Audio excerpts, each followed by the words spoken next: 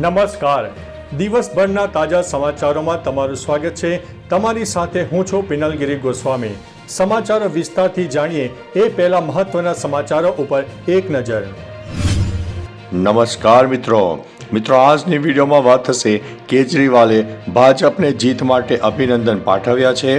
ત્યારે આગળ વાત થશે લોકોએ શોર્ટકટની રાજનીતિને શોર્ટ સર્કિટ કરી દીધી છે તેવું પીએમ મોદીએ જણાવ્યું છે. આગળ વાત થશે શ્રીનગરમાં ભાજપની જીતનું સેલિબ્રેશન મનાવવામાં આવ્યું હતું. ત્યારે આગળ વાત થશે અમે લડતા રહીશું તેવું આતિશીએ જણાવ્યું છે. ત્યારે આગળ વાત થશે દિલ્હી મોદી પર વિશ્વાસ કરે છે તેવું બાંસુરી સ્વરાજે જણાવ્યું છે. ત્યારે આગળ વાત થશે પરિણામ આવતાની સાથે જ દિલ્હીમાં મોટી કાર્યવાહી કરવામાં આવી છે.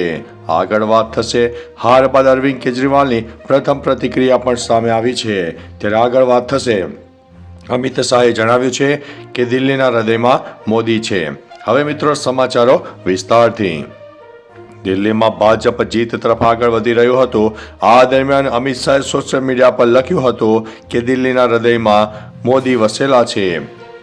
દિલ્હીના લોકોએ જૂઠાણા, કપટ અને ભ્રષ્ટાચારના કાચના મહેલને તોડીને દિલ્હીને આપદા મુક્ત બનાવવાનું કામ કર્યું છે. દિલ્હીએ વચન તોડનારાઓને એવો પાઠ ભણાવ્યો છે કે દેશભરમાં જનતાને ખોટા વચનો આપનારાઓ માટે એક ઉદાહરણ બની રહેશે. આ દિલ્હીમાં વિકાસ અને વિશ્વાસના નવા યુગનો આરંભ છે.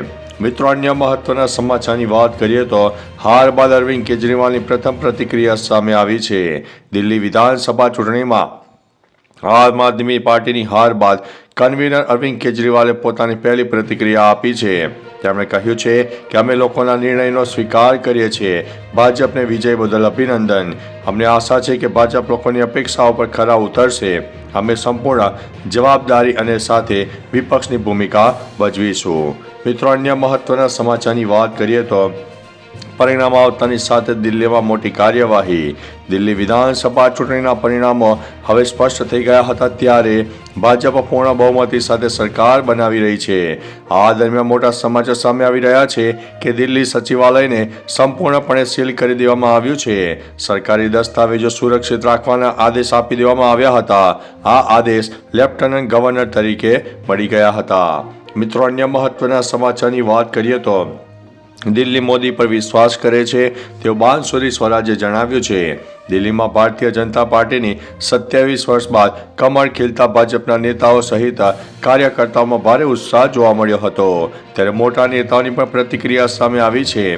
બાંસુરી સ્વરાજે મીડિયા સામે જણાવ્યું હતું કે દિલ્હીવાસીઓએ પીએમ મોદી પર વિશ્વાસ રાખીને તેઓનો કિંમતી મત આપ્યો છે અને વિજયી પણ બનાવ્યા છે. મિત્રો, અન્ય મહત્વના સમાચારની વાત કરીએ તો આતિશીએ જણાવ્યું છે કે અમે લડતા રહીશું. દિલ્હી વિધાનસભા ચૂંટણીમાં આમ આદમી પાર્ટીની હાર બાદ મુખ્યમંત્રી આતિશીએ કહ્યું છે કે હું મારી આખી ટીમનો આભાર માનું છું જેમણે ગુંડાગીરી છતાં પાયાના સ્તરે સખત મહેનત કરી. અમે દિલ્હીના લોકોના જનાદેશનો સ્વીકાર કરીએ છીએ. આમ આદમી પાર્ટી હંમેશા ખોટા કામ સામે લડતા રહેશે. આતિશીએ કાલકાજીના રમેશ બિધુરીને હરાવ્યા છે. મિત્રો, અન્ય મહત્વના સમાચારની વાત કરીએ તો શ્રીનગરમાં ભાજપની જીતનું સેલિબ્રેશન. દિલ્હીમાં ભારતીય જનતા પાર્ટીની ભવ્ય જીતને લઈને ઠેર ઠેર જશ્ન મનાવવામાં આવી રહ્યું હતું. ત્યારે શ્રીનગરમાં કાર્યકર્તાઓ દ્વારા રસ્તા પર ફટાકડા ફોડીને જીતની ઉજવણી કરવામાં આવી. આ જીતને લઈને મોટા નેતાઓની પણ પ્રતિક્રિયા સામે આવી છે. 2020માં ભાજપે ફક્ત 8 બેઠકો જીતી હતી ત્યારે 2025માં તેમણે 6 ગણી વધુ બેઠકો જીતી લીધી છે.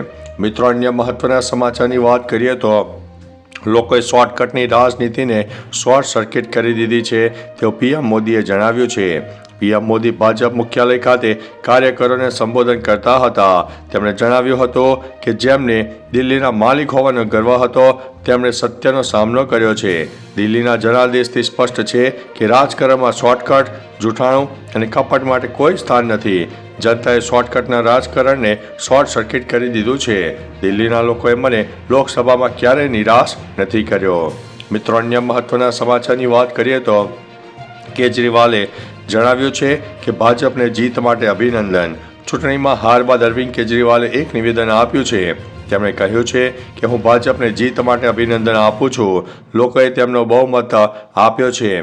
મને આશા છે કે લોકોની અપેક્ષાઓ પર ખરા ઉતરશે.